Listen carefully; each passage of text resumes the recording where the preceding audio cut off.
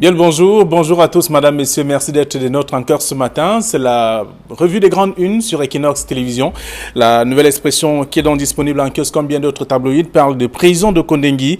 La répression se porte bien, c'est le grand titre du journal. Le gouvernement a répondu à la révolte des détenus par des déportations et bien entendu des violences. Amnesty International accuse les forces de sécurité camerounaises de traitement inhumain de certains détenus. C'est ce qu'on lit en page 3 du journal disponible en kiosque ce matin. Le même journal parle également de l'église évangélique du Cameroun. Une administration provisoire mise en place. Le tribunal de première instance de Bonanjo Douala a ordonné vendredi dernier, donc vendredi 26 juillet 2019, la mise en place d'un directoire valant administration provisoire. C'est en page 2. Et on s'intéresse aussi au processus électoral. Une ONG crie à Paul Biya. Les lois et décrets relatifs aux prorogations ont été d'ailleurs à chaque fois adopté ou pris encore après notamment les délais butoirs de convocation du corps électoral, écrit donc Un monde à venir, c'est en page 9. Le journal s'intéresse aussi au ministère de la Santé avec Langenawana de nouveau au tribunal criminel spécial. L'ex-ministre était donc attendu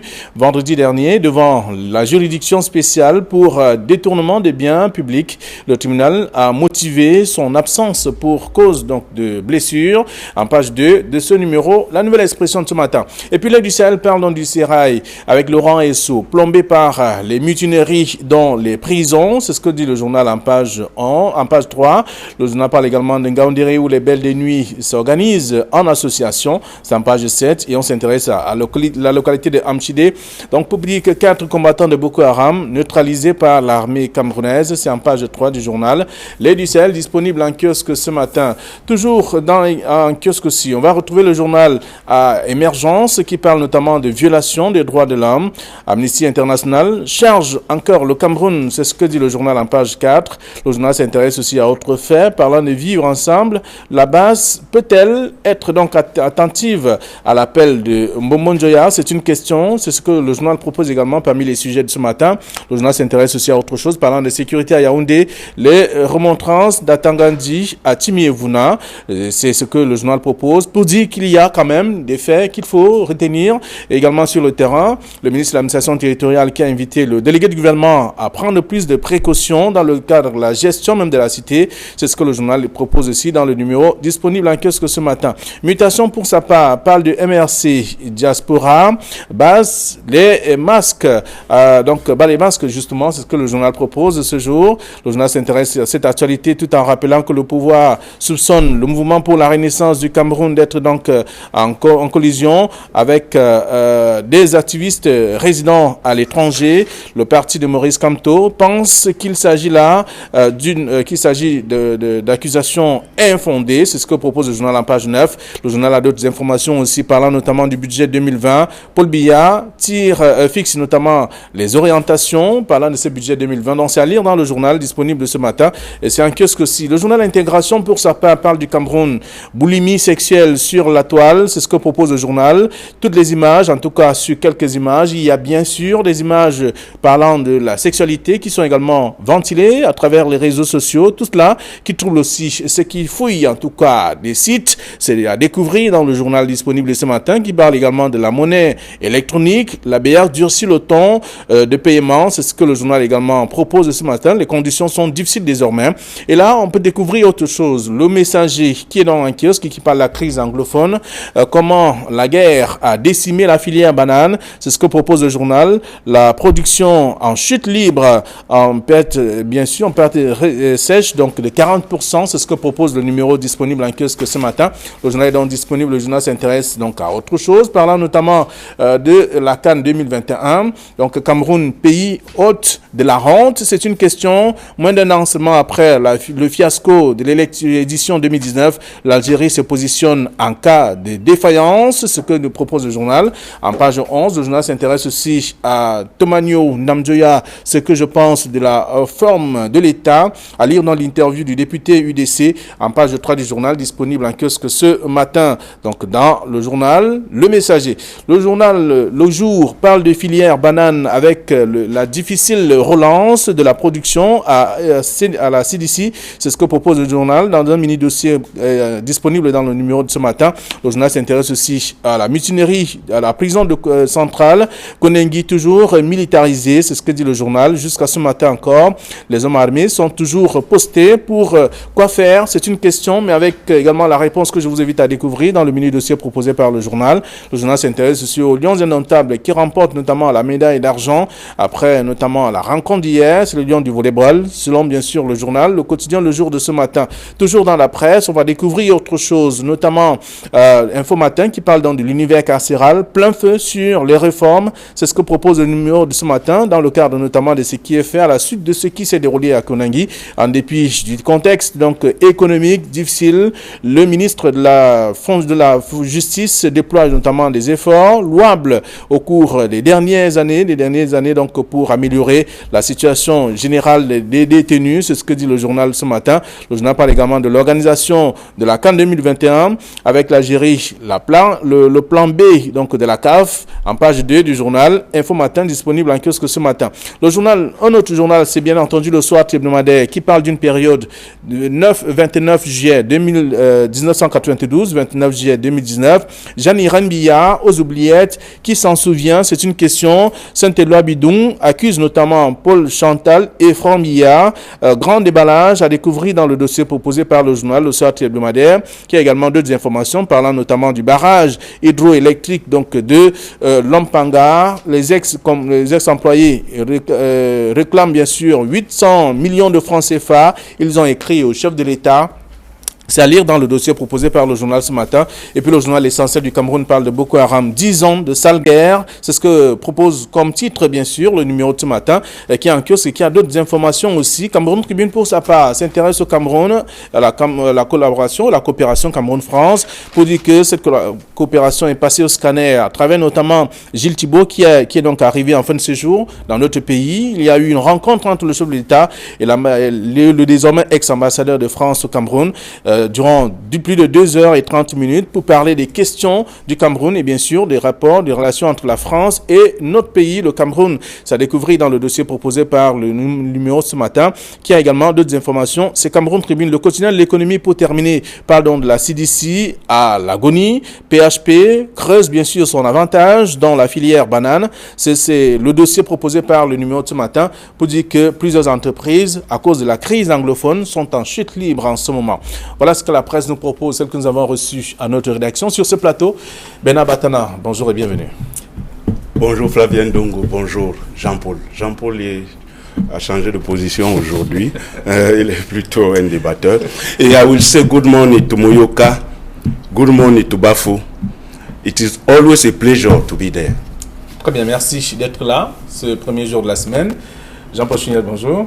Bonjour Flavien Vallot. Vous êtes en posture d'invité ce matin. Je viens plutôt en sapeur-pompier, puisque l'invité principal étant indisponible, à savoir Thierry Niopé, que nous souhaitons vivement qu'il retrouve son poste. Ouais. Et donc, voilà. Je suis venu en sapeur-pompier. C'est vrai que c'est toujours un peu amusant de quitter de la place de pilote pour devenir passager. Voilà. Donc avec vous, nous allons faire le tour de quelques sujets traités par la presse. Le traitement de ces sujets réservé en tout cas par les tabloïds. On voit bien qu'il y a des sujets intéressants. La nouvelle expression qui parle de prison de Kondengi avec la répression qui se porte bien. C'est le grand titre du journal.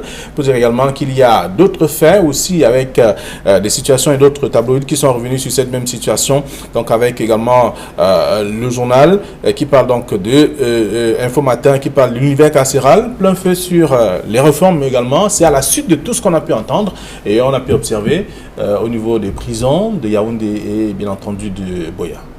Alors, la répression qu'il y a eu, ou la révolte qu'il y a eu à la prison de Yaoundé-Kondengi le week-end dernier, le week-end de la semaine d'avant là, n'est que la partie visible de l'iceberg. Vous voyez que c'est une actualité qui fait la résistance. Parce que le problème de la prison centrale de Kondengi ne veut pas quitter de l'actualité. Une semaine après, on revient. Et presque tous les tabloïds ont titré sur chacun allant de son traitement de l'information. Et la nouvelle expression, la répression se porte bien. C'est-à-dire que leur but, c'est que à la répression, à la révolte, les autorités ont répondu par la répression. Mais ce n'est pas ça l'essentiel. L'essentiel, c'est les conditions de vie dans nos prisons et singulièrement dans la prison centrale de Kondengi. Une prison qui a été conçue au départ pour accueillir, je crois, 800 personnes, qui se retrouvent avec 8000 personnes, c'est-à-dire que pratiquement multiplié par 10. C'est-à-dire qu'une place est divisée, à chaque place, il y a 9 personnes supplémentaires qui viennent. Donc, il y a un problème sérieux. Et la presse a même relayé, je crois que c'est les journaux de Yaoundé. Il y a un journal de Yaoundé qui a dit que bon, mais le ministre Laurent Esso avait déjà tiré sur la sonnette d'alarme. Il avait fait une correspondance au ministre de la Défense pour lui dire qu'il y a une révolte qui est en préparation à la prison de Kondengi. Il a proposé des solutions pour désamorcer cette révolte. Il n'est pas question, en réalité, la révolte, ce n'est pas quelque chose de... Bon, ça a eu peut-être une connotation temporelle, une connotation factuelle, mais c'est les conditions. Il ne s'agit pas ici de désamorcer une quelconque révolte.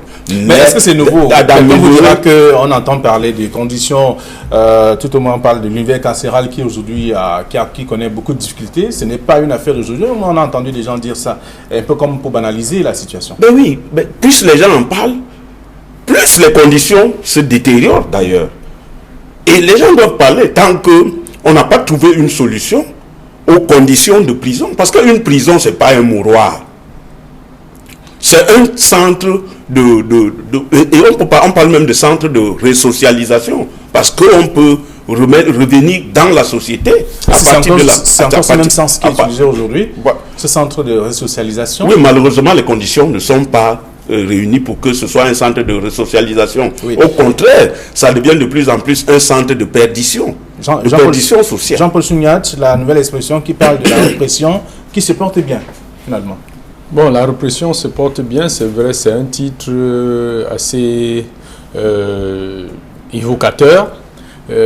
Parce que le problème qui s'est posé, ou alors ce qui a conduit à la révolte à la prison, le journal indique que la solution apportée a été de déporter certains détenus identifiés comme les principaux fauteurs de troubles vers d'autres prisons secondaires. On parle de Yoko, on parle de Mantouma, on parle de Choliré et toutes les autres prisons. Il s'agit, moi je pense que ça peut paraître comme une solution urgente parce qu'on estime que si ces individus qui ont été, ou alors les instigateurs de ce qui s'est passé en prison, on les présente comme potentiellement dangereux, est-ce qu'en les retirant de la prison de Kondengi, ça va résoudre durablement le problème? Est-ce que ceux qui sont là, ce n'est pas aussi un signal pour eux de dire que, bon, nous on a eu le courage de parler, vous aussi vous pouvez, même s'ils ne sont pas politiquement identifiés ou alors identifiés dans une quelconque crise, que ce soit la crise politique ou alors la crise au nord-ouest ou au sud-ouest.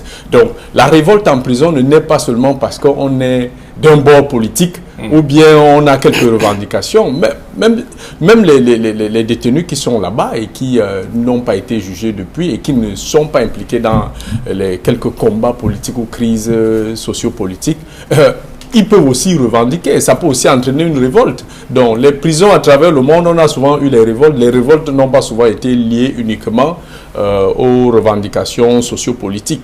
Donc maintenant, oui, le ministre de la Justice, garde des Sceaux, le ministre d'État Laurent Esso, avait saisi le ministre de la Défense pour lui dire qu'il y avait une révolte qui se préparait en vue. Donc les autorités savaient qu'il y avait une révolte qui se préparait. On n'a pris aucune disposition. Pourquoi on n'avait pas donc déplacé ces détenus jugés entre guillemets dangereux et identifiés avant qu'on en arrive là où il y a eu des saccages, de la destruction, l'incendie de certains bâtiments avec certains centres sociaux qui permettaient aux prisonniers de vivre. Deuxième chose, le ministre de la Justice a saisi le ministre de la Défense. Lui, il est le ministre de la Justice. Je ne sais pas, ou bien c'était pour que le ministre de la Défense militarise... La tutelle des prisons, bien entendu. Oui, le ministre de la Justice, le ministère de la Justice, où il écrivait au ministère de la Défense pour qu'il militarise davantage les prisons, ou alors qu'il mette un militaire ou un policier ou un gendarme derrière chaque détenu en prison. Ça, c'est la question. Donc, je pense que le véritable problème qui est posé depuis que cette mutinerie a eu lieu à la prison, le problème de fond qui est posé, c'est le décongestionnement de ces prisons. On vous dit que presque de 75% de détenus là-bas sont des prévenus. Alors, mais voilà là où il faut soigner le mal. Si des gens font 3 ans, 4 ans, 5 ans, on a vu le cas de Jules Omer Chouenkam qui a passé 10 ans en prison sans être jugé, sans être passé devant le juge. Alors moi, je pense que on est en train de prendre une solution qui ne va pas résoudre durablement le problème de cette prison. Bernard Batana a parlé de l'amélioration des conditions de détention.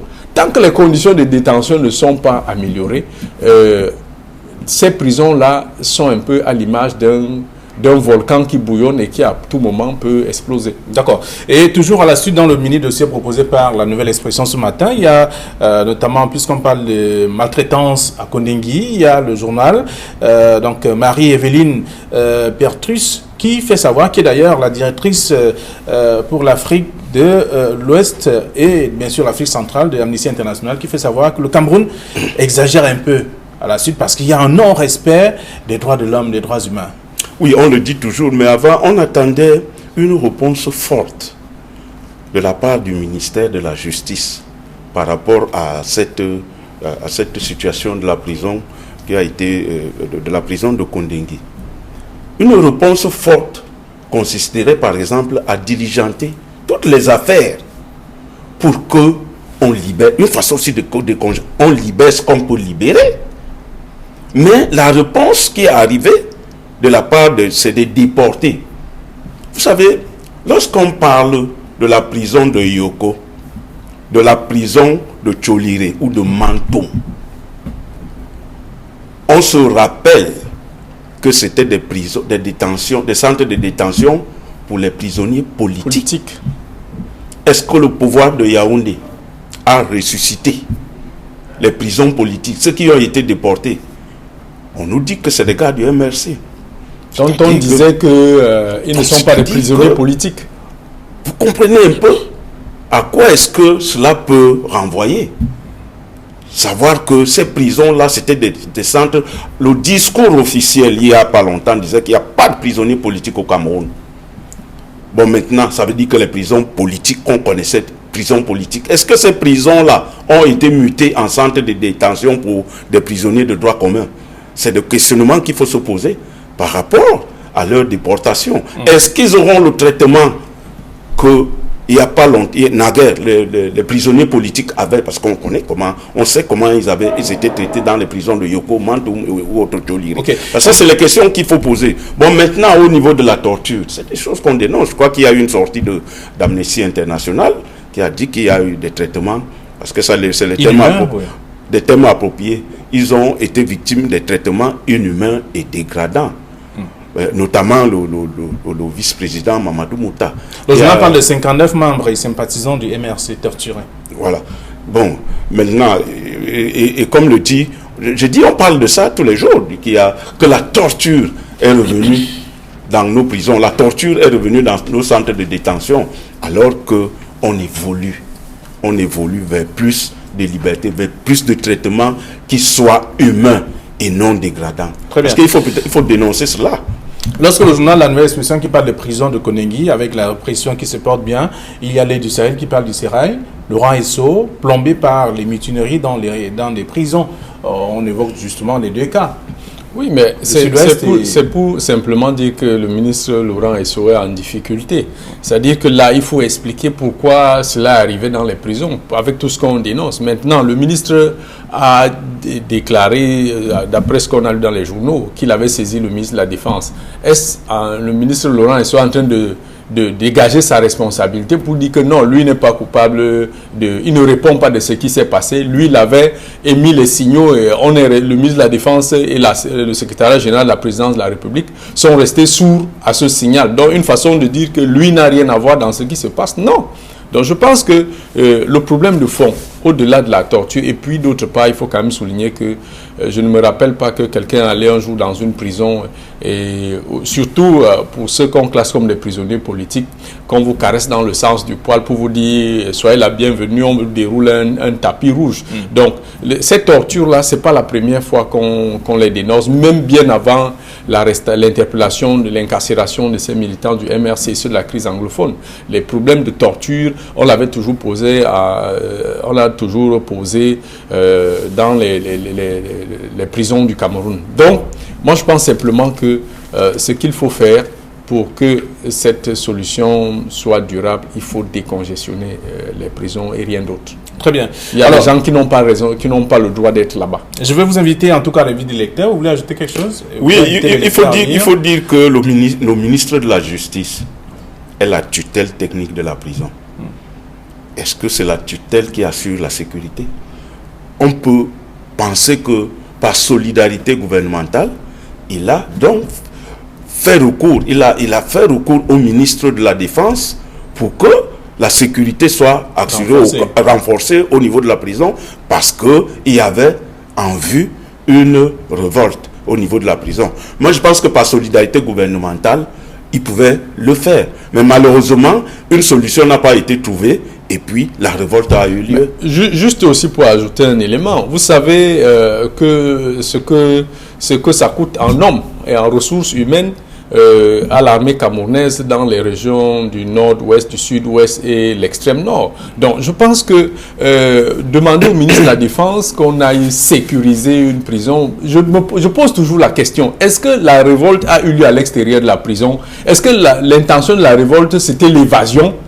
Donc même si on avait militarisé la prison, moi je ne pense pas que ça aurait éviter ce qui est arrivé. Ça, c'est mon point de vue. Je ne pense pas que ça aurait évité. Mais je dis, comme depuis toujours, il faudrait qu'il y ait célérité au niveau des traitements des dossiers. Parce que quand un détenu, quelqu'un est gardé, il est prévenu, il reste en prison 4 ans. Il ne passe pas devant le juge. Et Dieu seul sait combien de détenus, de prévenus entrent là-bas tous les jours. Donc, moi je pense sincèrement que... pour une affaire de poule ou de coq, on vous envoie en prison. Pour une affaire donc, voilà. Vouloir dire qu'on avait tiré la sonnette d'alarme, le ministre avait tiré la sonnette d'alarme et le ministre de la Défense est resté sourd. Je pense que vraiment, ça sonne comme une sorte de fuite en avant. Très bien. Alors, lorsqu'on fait le tour, donc on peut lire ces informations dans la nouvelle expression ce matin, parlant de la prison de Konengi avec la répression qui se porte bien.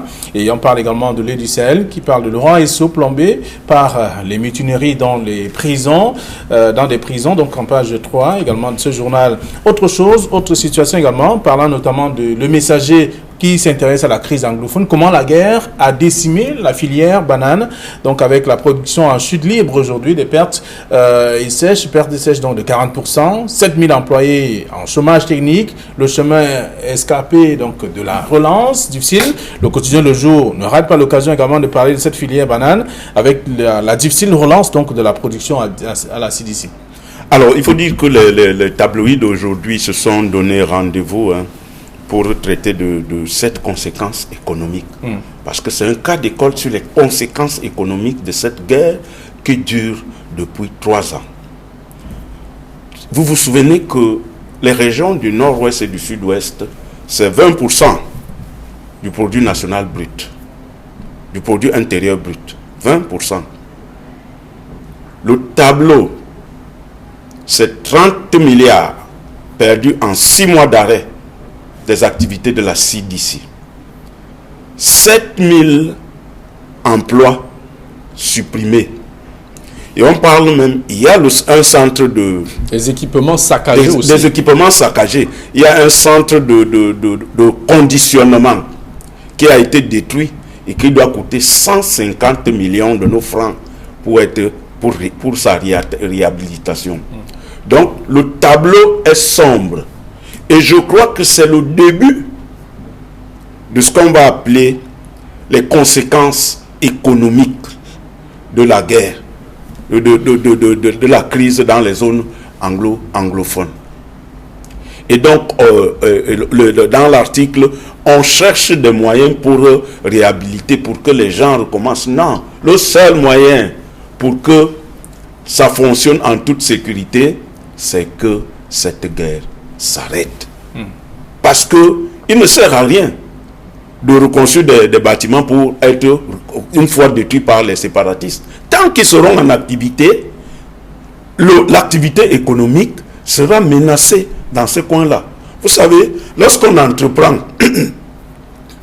une action économique, il y a pas mal de choses qui rentrent en jeu, notamment les conditions de sécurité. Et les travailleurs l'ont même demandé. Nous voulons bien aller, travailler. Mais il faut que nous soyons en sécurité. Comment faire pour être en sécurité? C'est en arrêtant cette guerre. Tant que la guerre ne sera pas arrêtée, il y aura des conséquences néfastes au niveau économique. On ne peut pas organiser une action économique en toute quiétude lorsque, de part et d'autre, on a peur qu'on peut être enlevé, on peut être assassiné. Très bien. Alors, Jean-Paul Chouniac, le quotidien de l'économie, parle également de la CDC, donc à l'agonie. PHP creuse son avantage dans la filière banane. Donc, tout cela, on comprend bien que c'est la fin de cette guerre, cette crise qui permettra aux entreprises de reprendre du poids de la bête. Forcément, je pense qu'en son temps, le GICAM avait déjà tiré la sonnette d'alarme, puisqu'on est en mode tirage de sonnette d'alarme. Le GICAM avait tiré la sonnette d'alarme pour indiquer que les entreprises subissaient véritablement le contre-coup de cette crise. Donc le travail fait par les différents quotidiens sur une filière importante comme la banane, on peut aussi aller au-delà. La seule activité dans la région du sud-ouest et du nord-ouest, ce n'est pas seulement la banane. Donc ça touche aussi d'autres secteurs. Et voyez-vous, cette crise, plus particulièrement concernant la CDC, ça a même eu un impact sur les villes frontalières, notamment dans le Mungo. Vous voyez, il y a ces assauts répétés. Dans la ville de Mbanga, il y a des unités de conditionnement d'ananas qui ont été complètement détruites, des champs d'ananas détruits, et même la production, ça touche même la production cacaoyère. Donc je pense que au-delà de la banane, il y a d'autres cultures de rente, des cultures vivrières qui sont véritablement touchées. Dans tous les cas, évaluer les conséquences de la crise anglophone, peut-être il faudra s'asseoir et faire un travail de fond et voir véritablement combien on a perdu dans la crise anglophone, même si derrière se cache une petite économie de guerre qui fait l'affaire des bandes armées, mais c'est déplorable vraiment pour cette crise. Tant que Bernard Banana l'a précisé, si la guerre ne s'arrête pas, je pense qu'on sera dans une interminable... en tout cas, l'économie sera en chute libre. Voilà, l'économie sera en chute libre. Alors, donc, le quotidien de l'économie qui parle de la CDC est bien entendu en agonie. Le PHP creuse son avantage dans la filière banane. Vous lirez derrière l'article pour comprendre l'avantage. Et puis même, ce n'est que normal. Si moi, j'opère dans un environnement sécurisé et vous êtes dans un environnement où il y a l'insécurité, même si vous me dominez au niveau des chiffres d'exploitation de vente, forcément je vais prendre le dessus sur vous. Voilà. Dans le quotidien Le Jour qui parle également de cette filière banane avec la difficile relance de la production à CDC, et donc on va découvrir tout cela dans la plupart des tabloïds, donc le Messager y compris. Donc toujours dans le journal Le Messager, on parle de la CAN 2021. Cameroun, pays hôte de la honte. C'est une question en fait, Jean-Paul Chouniac. Moins d'un an seulement après le fiasco de l'édition 2019, l'Algérie se positionne maintenant en cas de défaillance, en cas de glissement encore. Bon, disons que l'Algérie se positionne certainement. Vous voyez, les gouvernements ne font pas des déclarations fortuites. Certainement que le gouvernement algérien ou ceux qui s'occupent du sport sont au courant de tout ce qui se passe au Cameroun. Je pense qu'il y a quand même une ambassade d'Algérie au Cameroun et qui doit certainement suivre aussi l'évolution de ces travaux. Un État ne peut pas, ou alors le gouvernement ne peut pas faire une déclaration fortuite, mais je pense que cette prise de position de l'Algérie, ça doit aussi nous mettre sous pression pour qu'on accélère véritablement les chantiers de la CAN. Et il faudrait que les gens comprennent que la CAN ne se limite pas au stade. Japoma, il est très beau. Olembe, lui-même, il sera très beau. Mais la CAN ne se limite pas au stade. Je suivais quelque part quelqu'un qui faisait une analyse qui a l'air toute banale. Imaginez un stade de 70 000 places, Olembe, et que 70 000 personnes doivent se déplacer, se mouvoir dans la ville de Douala pour se rendre à ce stade. Regardez l'état de la route qui mène au stade.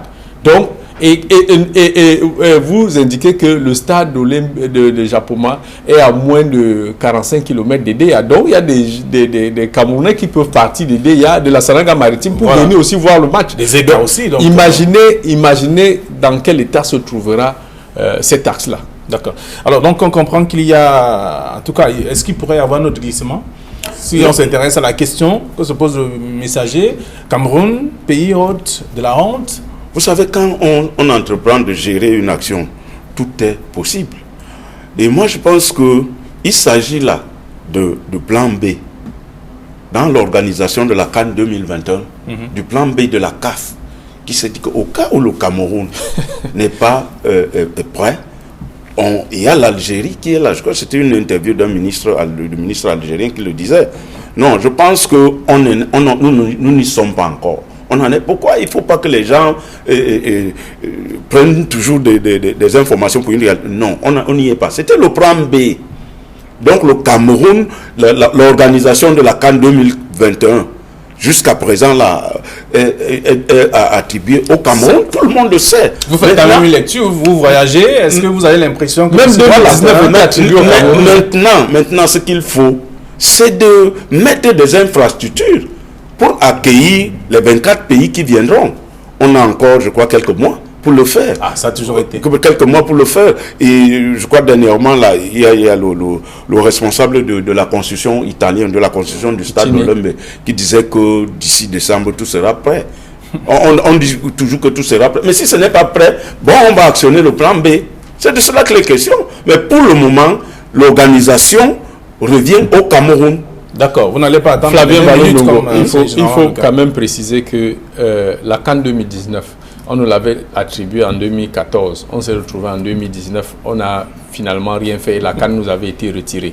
Donc, si de 2019 à 2021, il y a juste 2 ans, c'est même moins de 2 ans. Donc, il y a de quoi s'inquiéter. Et je pense que le quotidien, le messager, n'a pas été affirmatif. Le quotidien, le messager pose juste une question pour attirer l'attention de ceux qui pilotent les projets, que faisons très attention. Donc, si l'Algérie se positionne comme le plan B, on ne va pas interdire aux Algériens de se positionner comme le plan B. À nous donc de démontrer aux Algériens que vous avez eu tort de penser au plan B. On soupçonne qu'ils ont croisé les doigts pour que rien ne marche et qu'ils organisent... Oui, pour le moment, nous, on croise les doigts pour que ça réussisse chez nous. Oui, nous voulons que ça réussisse. D'accord. Alors, nous sommes arrivés au terme de cette autre édition. C'est allé un peu vite, en tout cas, ce matin. On comprend bien. Les sujets sont intéressants. Vous aurez l'occasion de parcourir tous ces sujets en faisant un tour dans les kiosques. Les journaux sont également disponibles. Merci à vous. Bon retour. Jean-Paul Junior, vous êtes là. Donc, bon retour. Non, je suis sapeur-pompier. Et je ne suis pas sûr que j'aurai toujours l'eau dans mes citernes à tout moment. D'accord. Allez, à demain. Tout un plaisir. Demain, 9h20. Bonne journée à tous.